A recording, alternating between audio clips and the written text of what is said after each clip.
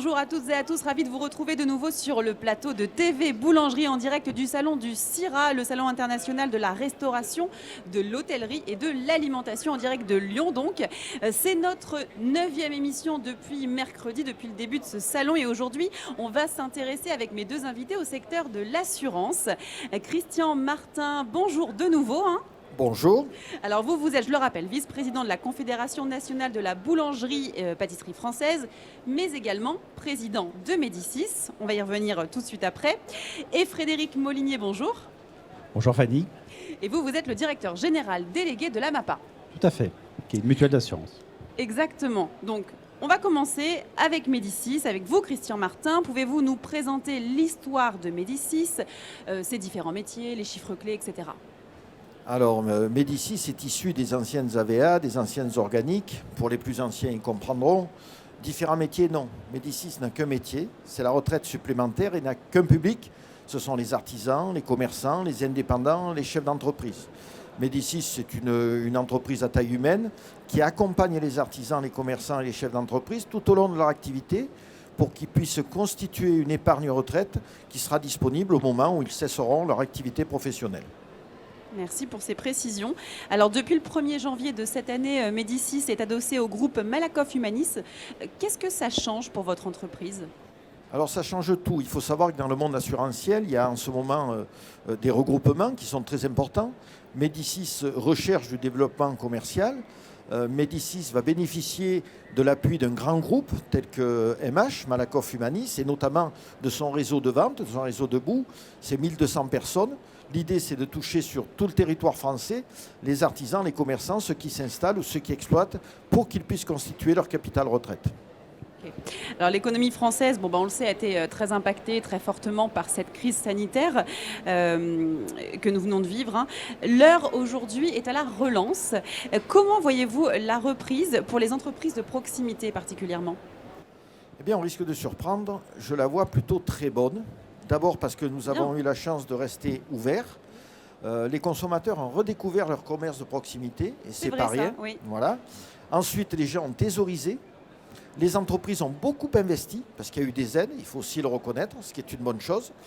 Donc je pense que les différentes situations, notamment les périodes estivales que nous avons vécues, ont montré, alors que nous n'avions qu'une clientèle nationale, que le Français est toujours attaché au bien manger et que le ticket moyen était donc supérieur à ce que peuvent nous apporter certains étrangers. Les fêtes de fin d'année approchent et je pense que les gens, après ce qu'ils ont vécu, vont vouloir se faire plaisir. Donc tout simplement, ils vont consommer notamment du bon pain, mais aussi des bons produits alimentaires. Oui, ça, je pense que je ne vais pas vous contredire là-dessus. Alors, comme beaucoup de professionnels, les 33 000 artisans, boulangers, pâtissiers ont été impactés par la crise. Comment, précisément, vous les avez accompagnés durant cette période ? Alors, on pourrait noter 3 impacts différents. Les gens qui sont en centre urbain, en périurbain ou en zone rurale. Dès le début du premier confinement, la Confédération a tous les jours abreuvé, si j'ose dire, les groupements départementaux d'information parce que nous étions en lien direct avec les ministères concernés, ce qui a permis aux artisans de se soulager d'un souci, j'allais dire, de programme. Qu'est-ce qu'il fallait faire ? Est-ce qu'il fallait porter le masque ? Est-ce qu'il ne fallait pas ? Est-ce qu'il fallait avoir des plexiglas, etc. Ensuite, sur les aides apportées aux salariés par rapport au temps partiel qui pouvait être mis en place. Et puis, je le disais tout à l'heure, on a eu la chance de rester ouvert. Donc, très rapidement, malgré les embarras de circulation, du fait que c'était quand même très contrôlé, les maisons secondaires, les résidences secondaires ont été ouvertes et remplies de familles. Voilà. Donc les gens, ne pouvant pas se déplacer très loin, ont retrouvé le chemin de leur boulanger, leur boucher, leur charcutier, ce qui a permis de retrouver aussi, pour certains, le goût de cuisiner, ce qui fait qu'on a passé cette étape, hormis, encore une fois, pour les gens en centre-ville, parce que là, c'est plus compliqué, la fermeture des restaurants, la fermeture des écoles, le télétravail, ça, c'est un vrai souci et ça n'est pas encore revenu au niveau d'avant. Clairement, merci beaucoup pour ces précisions, Christian. Je me tourne vers vous, Frédéric Molinier. On va parler de la mutuelle d'assurance des professions alimentaires, la MAPA, mais aussi la mutuelle d'assurance de la boulangerie, dont vous êtes également le directeur général délégué. Pouvez-vous nous présenter un peu ces deux entités ? Alors, du coup, la MAPA, mutuelle d'assurance des professions alimentaires, donc c'est une mutuelle qui existe depuis maintenant plus d'un siècle, ça fait 110 ans d'existence. qui est spécialisée dans l'assurance de l'ensemble des métiers de bouche pour l'ensemble des risques auxquels sont confrontés nos artisans commerçants, donc les risques privés, véhicules, l'habitation et bien évidemment tout ce qui concerne l'outil de travail, les assurances de personnes. Et la mutuelle d'assurance de la boulangerie donc, existe depuis maintenant à peu près 80 ans. Donc c'est au départ une émanation de la Confédération pour assurer les contrats complémentaires santé, les arrêts de travail des artisans boulangers. Donc en fait, ces deux mutuelles qui sont très complémentaires en fait, forment un groupe d'assurance aujourd'hui qui représente à peu près 200 millions d'euros de chiffre d'affaires. Il y a 81 agences réparties sur le territoire et entre autres 140 commerciaux qui sont dédiés aux professionnels et donc qui se déplacent chez eux parce que le lien est très fort effectivement avec nos artisans et nos commerçants puisque ce qu'ils recherchent c'est du conseil on va dire spécialisé de gens qui connaissent parfaitement leur activité. Merci. Alors, je me retourne vers vous, Christian Martin. La Confédération, c'est un partenaire de longue date de Médicis. Vous êtes vous-même un boulanger de métier et vice-président de la Confédération. Quels liens vous unissent et quelles valeurs Médicis partage-t-elle précisément avec ce monde des boulangers ? Médicis, c'est encore une fois une entreprise à taille humaine. Nos entreprises, dans la boulangerie artisanale, sont des entreprises à taille humaine. Donc on a un contact fort. On travaille sur un aménagement territorial. Médicis veut être représenté partout en termes de proximité sur le territoire national. La boulangerie, c'est la proximité par excellence. Donc la boulangerie joue un rôle économique, certes, mais aussi un rôle social, un rôle d'aménageur du territoire. Et Médicis s'inscrit dans ce patrimoine historique, économique et social. Voilà. Donc Médicis a toute sa place aux côtés de la Confédération. Merci. J'en reviens à vous, Frédéric. Alors vous êtes aussi un partenaire de longue date des boulangers. Parlez-nous également de ces liens qui vous unissent. Alors, un des premiers liens qui nous unit à la Confédération, c'est la particularité de la MAPA notamment, c'est d'être en fait dirigé par la plupart des présidents des confédérations nationales. Donc Dominique Enrat est aujourd'hui administrateur de la MAPA, mais on a effectivement l'ensemble des présidents des confédérations des autres métiers de bouche. Donc ça, déjà, c'est un lien qui est très fort, puisque ça nous permet du coup d'être véritablement au cœur des préoccupations des artisans et des commerçants, puisque les administrateurs n'hésitent pas à nous faire savoir effectivement les problèmes ou les préoccupations que leurs adhérents leur font remonter. Et donc on est souvent interpellé en conseil d'administration pour dire il y a telle ou telle problématique qui se pose chez nos adhérents et qu'est-ce que la MAPA peut proposer ou qu'est-ce que la mutuelle d'assurance de la boulangerie peut proposer pour répondre en fait à des besoins d'assurance et des besoins de couverture. Donc ça, c'est un lien qui est très fort. C'est ce qui explique aussi notre présence sur l'îlot de la Confédération. Puis au-delà de ça, effectivement, on est partenaire très régulièrement sur l'ensemble des manifestations qui sont organisées par la Confédération, des congrès, Univers Boulangerie il y a quelques temps, etc. Donc on est présent aussi auprès des syndicats départementaux, et ça c'est quelque chose d'important parce que Christian parlait de la proximité. Les syndicats départementaux ont un rôle très important à jouer auprès des adhérents effectivement boulangers, et on a aussi des liens en local. Cette notion de proximité, en fait, on la retrouve auprès des agences MAPA. Christian est ardéchois et je sais qu'il a une agence MAPA à Aubenas, dont il est très satisfait. Et ce lien de proximité, on le retrouve en fait tout simplement dans le comportement et dans le savoir-faire ou les savoir-être de nos commerciaux. Alors vous avez une parfaite connaissance de la profession, ça vous permet de proposer justement des offres et des garanties parfaitement adaptées. Quelles sont justement ces offres ? Alors du coup je vais rester sur un domaine on va dire professionnel, sur les assurances professionnelles. Donc on a coutume de dire en fait qu'à la MAPA, ce qu'on souhaite c'est assurer à la fois l'outil de travail qui est du patrimoine professionnel, donc le commerce, mais aussi l'artisan qui, quelque part, du coup, utilise l'outil. Et donc, c'est la problématique des assurances de personnes. Donc, sur la multirisque commerce, le fait de bien connaître effectivement l'activité des boulangers, ça nous permet d'avoir des garanties adaptées. Alors, je peux parler effectivement de l'assurance des fours, en fonction d'un certain nombre de conditions, bien évidemment, de sécurité en termes d'électricité, on y reviendra après. On peut assurer aujourd'hui un four de boulanger quasiment à vie, sans aucune vétusté, le jour où il lui arrive, on va dire, un sinistre relativement important. On peut parler aussi des problématiques de carence de fournisseurs, puisque un boulanger, pour fabriquer son pain, il a besoin de fournisseurs, il a besoin d'un meunier. Si jamais il arrive quelque chose au meunier et il fait qu'il ne peut pas être alimenté, il ne peut pas produire, on a des couvertures en perte d'exploitation. Et puis surtout, l'arrêt de travail. l'arrêt de travail parce que un artisan, notamment lorsqu'il est indépendant, TNS, si jamais il est arrêté, il y a à la fois une problématique de perte de revenus, d'accord, mais aussi une problématique de surcoût financier parce que il faut faire tourner le commerce pendant ce temps-là et si jamais il faut embaucher quelqu'un pour le remplacer, ça a un coût. Et donc on a aussi des garanties qu'on appelle frais généraux qui permettent en cas d'arrêt de travail, de faire face à ces frais supplémentaires qui sont engagés pour compenser l'absence de l'artisan. Puis un dernier point aussi, on est en train de bâtir, du coup, en collaboration avec certaines confédérations, on en parlera à notre conseil d'administration qui a lieu dans 15 jours, donc auprès de l'ensemble des présidents des confédérations, en fait une offre qui est destinée aux créateurs, aux repreneurs d'entreprises. Voilà, il y a un vrai sujet, puisqu'on arrive à une génération qui va partir à la retraite.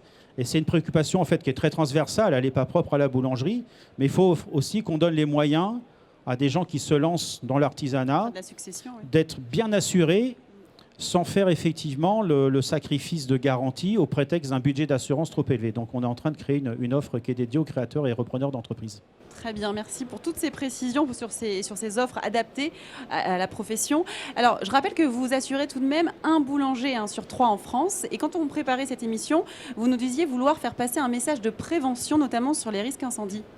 Oui, parce qu'effectivement, donc on assure, comme vous dites, un boulanger sur 3. Donc ça nous donne une très bonne expertise sur ce qui se passe finalement chez les boulangers. Et donc, notamment dans les sinistres importants, je pense notamment aux incendies, puisque c'est là, dans ces cas-là, que les dégâts sont les plus importants, que le fonds de commerce est fermé pendant une période relativement longue. Et en termes de prévention, très souvent, on a des problématiques de qualité de l'installation électrique. Donc là, pour permettre à nos sociétaires, on va dire, de savoir quel est l'état de leur installation, pour savoir s'il n'y a pas de danger, on a passé un partenariat avec Veritas pour que les vérifications électriques soient moins coûteuses pour nos sociétaires, pour qu'ils puissent se prémunir de défauts potentiels. Et l'autre sujet, c'est la poussière de farine qui s'accumule effectivement dans les moteurs qui fabriquent le froid ou dans les conduits d'évacuation des fours et qui sont souvent aussi à l'origine d'un échauffement des matériels et donc de déclenchement d'incendies. Et donc là, il faut effectivement être très vigilant sur le nettoyage de son fournil pour éviter effectivement ces sinistres souvent très importants. Il y a de la prévention à faire, en fait. Voilà, exactement. Donc de la formation. Et voilà, on a beaucoup de communication à faire auprès de nos sociétaires, mais plus généralement à travers la Confédération, à l'ensemble des boulangers. En tout cas, le message passe sur TV Boulangerie pour les risques incendies. Merci beaucoup pour ce message. Alors, certains boulangers-pâtissiers ont été, on le rappelle, très impactés par la crise, comme bon nombre de secteurs d'activité, c'est certain. Je pense notamment à ceux qui sont installés dans les quartiers d'affaires. Ça, c'est vrai, ils ont été fortement impactés. Comment vous les avez accompagnés, vous, concrètement ? Donc je relance ce que disait tout à l'heure Christian, effectivement, selon l'emplacement du boulanger et de la nature de son activité, et notamment le développement du snacking. Voilà. Donc pour les boulangers qui ont subi des pertes de chiffre d'affaires importantes, au-delà de 50%, on les a accompagnés en leur offrant des mois gratuits de cotisation sur leur multirisque professionnel. On a mis en place des suspensions de prélèvement automatique des cotisations. Donc on a suspendu en fait les paiements pour qu'ils puissent faire face, en termes de trésorerie notamment, faire face effectivement à ces difficultés passagères. On a participé au fonds de garantie de l'État, qui du coup indirectement, comme le disait Christian, est venu se transformer en aide au final pour les boulangers.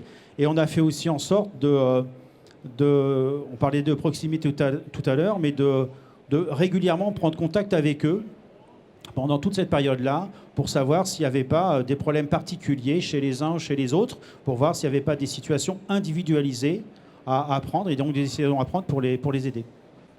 Très bien, merci beaucoup. Alors, un mot, Christian, je reviens vers vous sur la réforme des retraites. On a l'impression que c'est le grand flou. Le Premier ministre a dit récemment que les conditions n'étaient pas réunies pour relancer la réforme. Ce projet suscite beaucoup d'inquiétudes forcément chez les indépendants. Est-ce que vous comprenez ces inquiétudes ? Bien sûr qu'on les comprend. C'est un bruit qui circule depuis toujours. Je suis fils et petit-fils d'artisans. J'ai toujours entendu dire les artisans, les commerçants, ils ont une retraite très basse. En fait, ce n'est pas complètement vrai. C'est lié au niveau de cotisation qu'ils ont eu toute leur vie. Je rappelle qu'en France, il y a la retraite obligatoire, la complémentaire obligatoire, et puis une supplémentaire qui est facultative et qui est surtout, à Médicis, très souple d'utilisation. Si vous dégagez du bénéfice, si vous avez un peu de liquidité, vous pouvez les placer chez nous, on les fera travailler, et au moment de prendre sa retraite, soit sous forme de capital, soit sous forme de rente, l'artisan pourra bénéficier de ces économies. C'est donc important. Mais ceci étant, effectivement, c'est une grosse inquiétude. Parce qu'aujourd'hui, on a un système de retraite par répartition, tout le monde paye au pot, c'est plutôt un bon système, on ne sait pas trop de quoi demain sera fait. C'est pour ça que je pense qu'à terme, les retraites supplémentaires du style de celles que proposent Médicis et le groupe MH permettront à nos artisans de mieux prévoir l'avenir. Merci beaucoup. C'est vrai que c'est rassurant finalement de connaître un peu ce genre de système pour les retraites des indépendants. Frédéric, aujourd'hui, après 18 mois donc, d'une crise sans précédent, l'économie française semble repartir. On peut avoir un petit peu plus d'enthousiasme, je dirais, dans ces prochains mois pour voir un peu l'avenir. Comment vous voyez la relance pour les entreprises de proximité et notamment, puisque c'est notre sujet aujourd'hui et sur ce salon, pour les métiers de bouche? Alors, du coup, je rejoins aussi ce que disait Christian tout à l'heure. Je pense qu'avec la crise que nous vivons depuis maintenant 18 mois, je pense qu'on a véritablement besoin de retrouver du lien social. Et comme on le dit souvent, une vie normale. Et du coup, je pense qu'on a tous envie de se lâcher effectivement, et notamment à travers les métiers de bouche, puisque c'est créateur de liens, c'est créateur aussi de bons produits, la qualité. Je pense qu'effectivement, les gens, ils ont aussi besoin de ça, d'avoir des produits de qualité. Et c'est ce qu'on trouve, bien évidemment, chez les boulangers, mais chez l'ensemble des artisans et des commerçants de l'alimentaire. Et puis, je pense qu'on a aussi pris l'habitude pendant cette période-là que la notion de circuit court se réinstalle. Hein, donc, je pense qu'on va rentrer dans un cercle un peu plus vertueux.